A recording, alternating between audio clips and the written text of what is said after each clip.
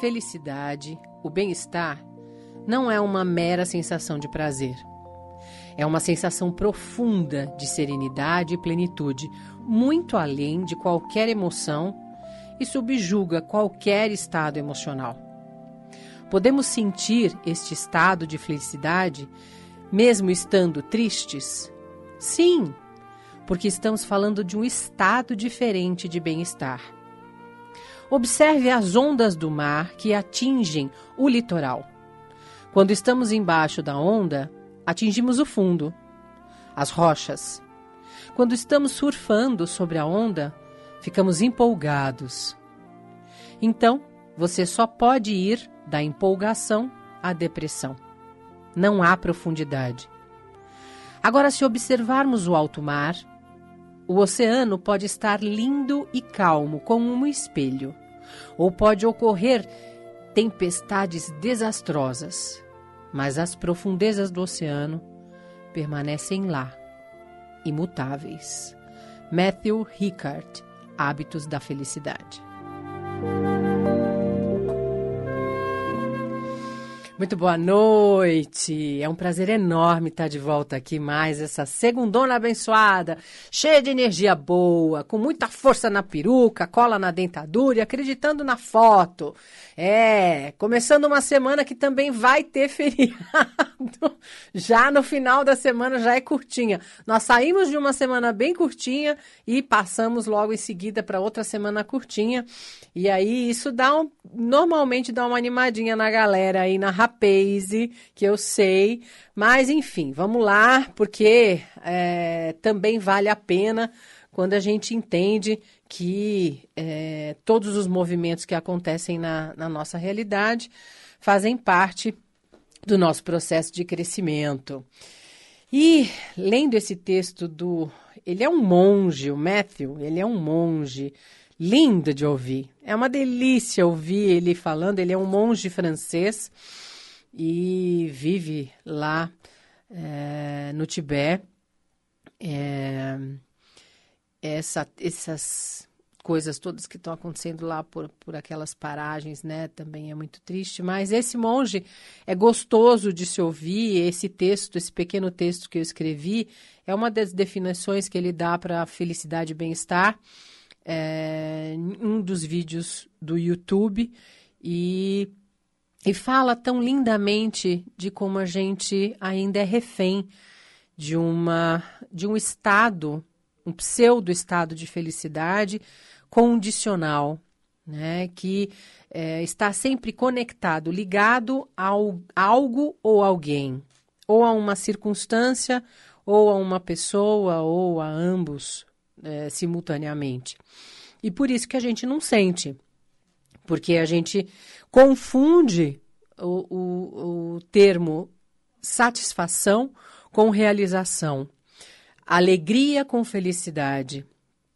Alegria, na verdade, são momentos preciosos que a gente vivencia no dia a dia e que satisfazem aquele momento, dão uma aquecida em nós e uma burilada no momento do cotidiano. São pequenas circunstâncias onde a gente vai lá, você encontra uma pessoa que você estava morrendo de saudades, fazia tempo que você não via, e dá aquele abraço gostoso que troca aquela energia maravilhosa. Isso é uma alegria, uma delícia. Mas passaram-se algumas horas onde vocês trocaram conversa, falaram sobre tudo e se despedem, e aquela alegria acabou naquele momento da despedida, cada um vai para a sua rotina de volta. E são pequenas satisfações que são finitas, né? E que precisam ser sempre reproduzidas para que a gente continue tendo esses momentos de preciosidade que são tão gostosos. A realização está diretamente ligada a esse estado de felicidade e bem-estar, que, como o monge Matthew disse, muito bem explicado nesse exemplo do mar, do oceano, que se a gente comparar com a nossa estadia lá na beira da praia, quando as ondas, na arrebentação, quando as ondas vêm e você dá um mergulho, imediatamente você consegue acessar o fundo abaixo da onda, logo na praia, né? E alguns metros para dentro do mar.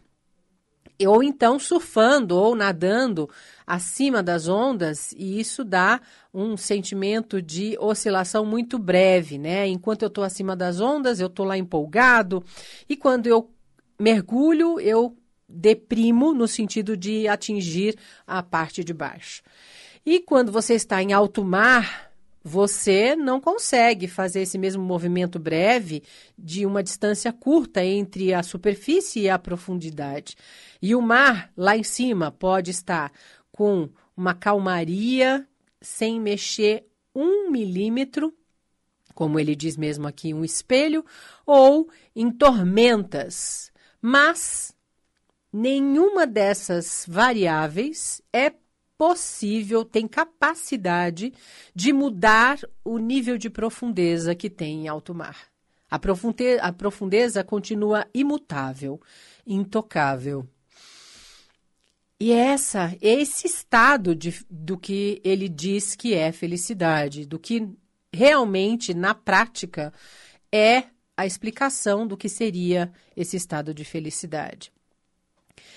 E é por isso que hoje eu me sinto extremamente honrada e muito, muito feliz de poder comungar com vocês de uma preciosidade que vai acontecer em 26, 27 e 28 de junho de 2015 agora. Daqui a praticamente 2 meses. Lá em Vinhedo, no Mosteiro de São Bento, em Vinhedo, que é um lugar belíssimo. Eu, apesar de morar tantos anos lá, eu tinha ido uma vez só numa celebração de um casamento lá, mas lá na capela, e não tinha conhecido todo o restante. E o ano passado eu tive a honra de poder participar desse primeiro retiro que aconteceu o ano passado lá no Mosteiro de São Bento, de Bhaskar e Niranjana, que são 2 caminhantes da luz que fazem processos lindos, preciosos. Eles são trainers, são Diksha Givers trainers, que fazem parte desse movimento da unidade, que começou lá em 1989 na Índia com Sriyama Bhagavan, e eles são seguidores de Yama Bhagavan, assim como de outros mestres. E o ano passado eu tive o prazer e a honra de participar desse retiro pela primeira vez. Foi belíssimo, foi intenso, profundo, precioso. E um divisor de águas, efetivamente.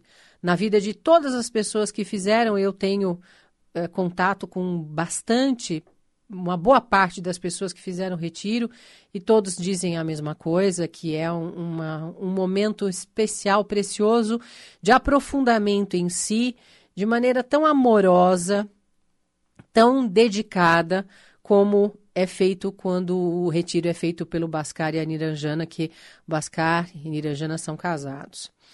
E desse ano, nós temos a honra e a felicidade de ter novamente o segundo retiro que acontece lá no Mosteiro de São Bento em Vinhedo, e é o retiro que chama A Outra Margem. Esse retiro em específico é a estreia desse trabalho nesse ano, e vai ser com uma sorte enorme lá em Vinhedo, conosco lá. Nesse trabalho, o Bhaskar nos conduz à exploração de um espaço interior que transcende o estado de consciência em que normalmente nos encontramos. O que eles explicam aqui o retiro à outra margem é um convite para deixar emergir o ser essencial através de dinâmicas, meditações e vivências suaves, amorosas e de profundidade meditativa. O trabalho inspira-se nos ensinamentos e práticas de Sriyama Bhagavan, da Oneness University, Osho, Buda e outros mestres de todos os tempos. Recomendamos a todos, de todos os caminhos, aqueles que têm muita experiência nos caminhos da meditação e aqueles de nenhuma experiência nesse universo. São todos muito bem-vindos. Esse retiro acontece lá na Casa Siloé, que é um espaço ecumênico de retiros e tem uma boa infraestrutura para a realização desse tipo de evento, que é lá no Mosteiro de São Bento, em Vinhedo. Acontece esse ano, dia 26, 27 e 28 de junho. São 3 dias preciosos e tem todas as informações da parte burocrática de como você faz para se inscrever, de como você pode fazer o contato com as pessoas que estão organizando, que são as 2 preciosas, minhas amadas mestras, queridas, Elô Teixeira e Janete Domênica. E todas as informações estão num folder que está compartilhado. Eu compartilhei agorinha há pouco, antes de entrar no ar aqui no Papos Reflexões.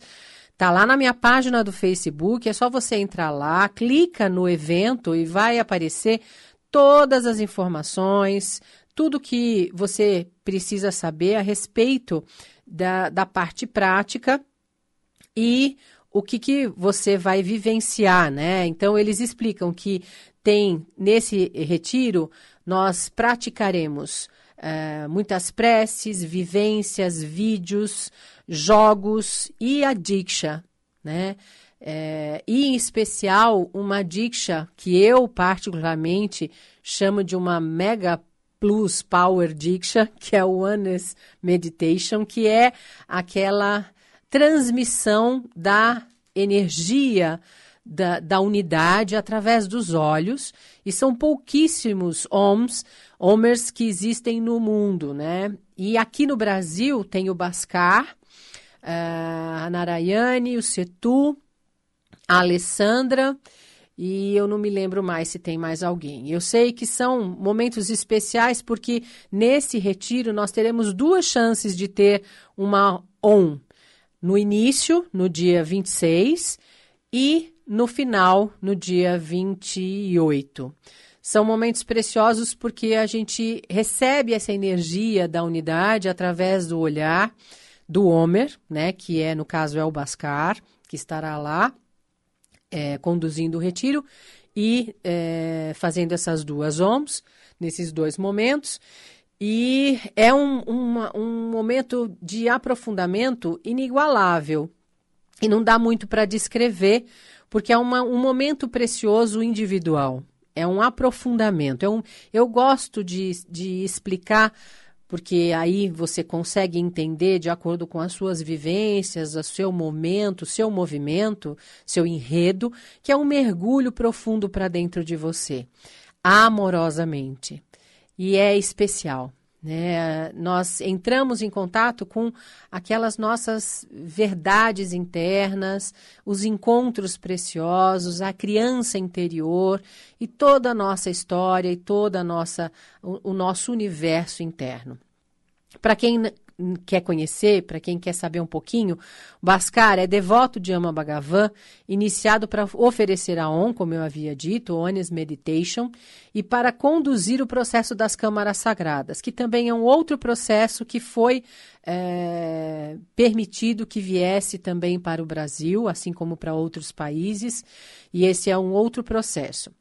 Ele é formado pela Oneness University na Índia como instrutor em nível avançado, Bhaskar. É discípulo de Osho desde 1982, de quem recebeu o nome de Devan Bhaskar, que significa Divino Deus Sol. Havendo morado em sua comunidade por 2 anos e o entrevistado por 3 vezes com o Correio Brasiliense e a Folha de São Paulo.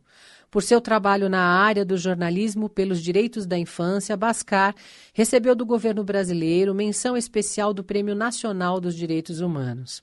E Anand Niranjana, a quem Osho iniciou com o nome que significa Deusa Abençoada, é esposa de Bhaskar, é devota de Ama Bhagavan e fotógrafa profissional na área das artes cênicas e dos direitos humanos, trabalhando para fundações e meios de comunicação nacionais e internacionais, tendo recebido o prêmio Ayrton Senna de jornalismo, entre outros. Foi abençoada com convites para fotografar Darshans de Osho e também de Sri Ama Bhagavan. São duas pessoas que é o único jeito que eu tenho para defini-los. Eles são uma energia de amor infindável. Você chega perto dos dois, o olhar, o toque, a fala, a maneira de nos conduzir. Eu já tive momentos preciosos vivendo campos de meditação com o Bhaskar e a Niranjana, que eles são verdadeiros pais e mães afetivos na hora de conduzir os nossos processos. Além do que, são espirituosos, pessoas iluminadíssimas, sempre disponíveis para guiar os nossos passos para esse aprofundamento. São duas preciosidades. Então, é um convite que eu faço para vocês, quem tiver interesse, quem ouviu o chamado no coração. E sabe como é o chamado do coração? É assim, você me ouviu falar, ou de repente você não ouviu ao vivo, vai ouvir na gravação que eu vou colocar lá no Facebook, no meu perfil lá do YouTube, no meu canal. E aí você sente algo tocando em você, uma inquietação, um desejo, uma sensação, uma mudança de temperatura e uma curiosidade, uma vontade, uma sensação que às vezes você não consegue nem explicar. Se disponibilize, vá olhar lá no meu perfil do Facebook e clique no evento e deixe essa informação toda passear pelo seu corpo, pela sua mente, pelo seu coração. E aí sim, eu tenho certeza que quando fala o coração, é a alma, é o seu eu superior te conduzindo. Eu já tive experiências incríveis de pessoas que nunca tinham ouvido falar de absolutamente nada, ouviram alguma coisa que eu falei a respeito desse movimento da unidade, se disponibilizaram para ir, experimentaram, vivenciaram. Tem gente que ouviu na rádio, através de mim, e aí procurou na página da Oneness Brasil, do site, encontrou na sua cidade, no seu estado, uma roda de Diksha e um encontro de Diksha e foi, experimentou e está caminhando lá no processo que fez sentido.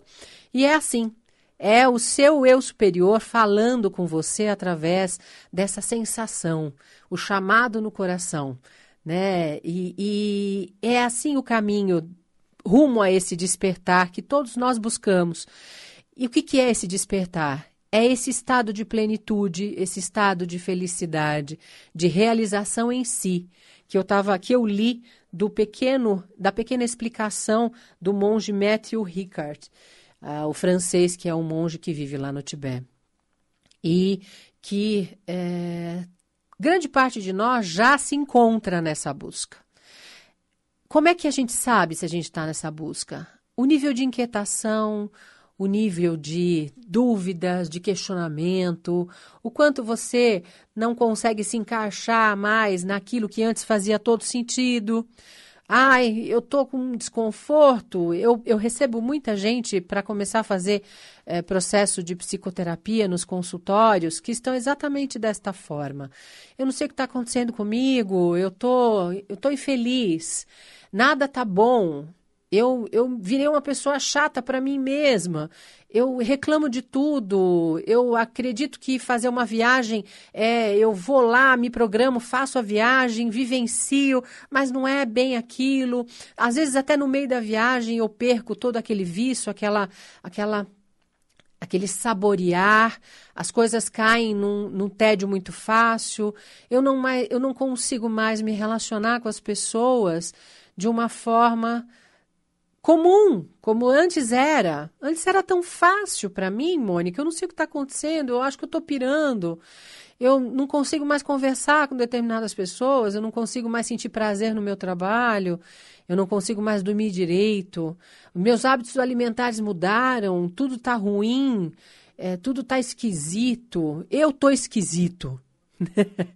E aí, apesar de ser, a princípio, uma necessidade da pessoa querer ouvir de alguém falar assim, não, calma, não tem nada não, toma aqui um remedinho que passa, isso é problema gastrointestinal. Você tá com XYZ e vai tomar um remedinho e passa. Aí eu digo, não, que bom, né? Você está num momento de crise, no sentido de transformação. O significado da palavra crise, que vem de um radical em sânscrito, é transformação, é mudança. A crise acontece para que a gente abale aquela estrutura que estava aparentemente sólida e engessando, impedindo que nós continuássemos o nosso processo de desenvolvimento. E aí acontece a crise, racha-se algo e causa o desconforto para que eu crie coragem, porque eu ainda estou no nível inconsciente, para que eu crie coragem para desabrochar numa nova posição, numa nova reflexão, numa nova visão de mim e do mundo. E quando a pessoa chega nesse momento, depois de explicar mais ou menos o que está acontecendo e tal, eu digo que bom, que é bem-aventurança. Você está vivendo um momento especialíssimo de transformação. Ai, Mônica, mas dói. Sim, algumas vezes crescer dói. Eu tenho um amigo especialista em crescimento físico ósseo, que ele diz, crescer dói. Não é às vezes não, dói sempre. E eu meio que peguei emprestado para dizer que crescer emocionalmente, caminhar nessa jornada de desenvolvimento pessoal, de desabrochar nas próprias capacidades, e encontrar e se empoderar das próprias potencialidades, muitas vezes dói, porque precisa quebrar as nossas resistências emocionais, ampliar o campo de visão, como Siriyama Bhagavan bem diz, ver é ser livre, libertar-se das amarras do desassossego, do impedimento da luz que quer nascer de dentro de nós, né? É libertar-se dessas amarras, das dores, dos desconfortos, que a gente aprende a ter porque a gente cresceu e foi educado numa sociedade dualista, onde ou é bom ou é ruim, ou é feio ou é bonito, ou é permitido ou é proibido. E é por isso que nós sofremos tanto, porque essa dualidade, onde a gente não pode coexistir com a luz e com a sombra, amorosamente, de maneira equilibrada, harmoniosa, a dor é o destino, porque é negar o que há, o que existe em nós. E grande parte das vezes, quando a gente nega aquele nosso lado da sombra, nós perdemos a força construtora e o impulso de continuar a caminhar. Tem um videozinho pequenininho no YouTube do Mestre Yoda, que eu gosto muito e que explica isso, que só é possível que nós caminhemos, continuemos a caminhar com aprendizado, com desenvolvimento, rumo a esse despertar, a esse desabrochar da consciência, quando a gente integra verdadeiramente aquilo que faz parte de nós, todas as nossas nuances. E ele mostra bem bonitinho, é bem pequenininho, é bem curtinho, vale a pena ver. Vai lá no YouTube e procura Yoda versus Sombra. E aí você vai entender um pouquinho do que significa essa integração. E lembrar muito bem também a explicação de Jung, que já falava isso antes de aparecer o Mestre Yoda, que ele já falava duas coisas incríveis. Todo padrão que define também aprisiona. E tudo aquilo que você resiste, persiste. Então, olhe para esses movimentos, visite lá o post do retiro que eu compartilhei na minha página. Clique lá no retiro e você vai ver todas as informações. Eu convido a todos que estejam disponíveis para esse mergulho, esse aprofundamento nas suas águas profundas desse universo tão cheio de luz, de possibilidades e capacidades para participar desse retiro que acontece dia 26, 27 e 28 de junho, agora de 2015, lá em Vinhedo, no Mosteiro de São Bento, o retiro A Outra Margem, com Bhaskar e Niranjana, tá bom? Lembrando que as rodas de Diksha continuam. Nessa semana nós teremos só quarta-feira, dia 29 de abril, lá em Vinhedo, porque sexta-feira é feriado, então nós não teremos dia 1º de maio. Voltamos ao normal, dia 8 de maio, lá em Valinhos. Mas quarta-feira é só colar lá e aparecer, que vai ser um prazer te receber. Eu quero também só dar uma indicação para fechar. Dá tempo, Tomás, de mandar beijo? Não? A gente deixa para a semana que vem. Eu só quero mandar, então, uma sugestão de um filme que eu já falei, mas que tem tudo a ver com esse momento desse retiro e dessa preciosidade desse texto de Matthew Ricard. É o Guerreiro da Paz, Peaceful Warrior, com Nick Nolte. Vale a pena você assistir e se deixar embeber pelos ensinamentos que tem nesse filme, tá bom? E os aniversários dessa semana, eu falo semana que vem. Beijo, abraço, cheiro e amasso e aquela cafungada no cangote de todo mundo. Obrigado pela audiência, obrigada, Tomás. Um grande beijo, uma excelente semana, bom feriado e até segunda-feira que vem. Beijo, beijo, beijo.